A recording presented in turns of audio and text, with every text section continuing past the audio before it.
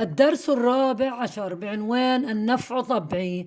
كان في قريتنا رجل طيب يحب الناس ويجد راحته في مساعدتهم، وكان كلما أقبل الظلام علق على الطريق قرب منزله مصباحا ينير الطريق للناس، فيأتي ولد شقي فيكسره، ثم يعلق الرجل الطيب مصباحا آخر فيأتي الشقي فيكسره، وهكذا استمر على هذه الحال.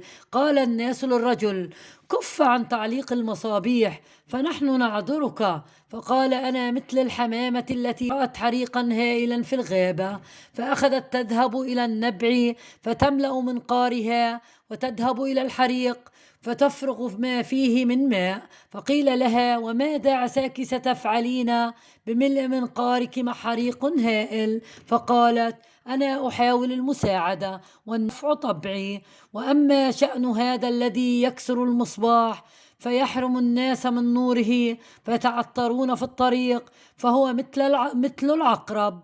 عندما سئلت: ما بالك تلسعين المحسن قبل المسيء؟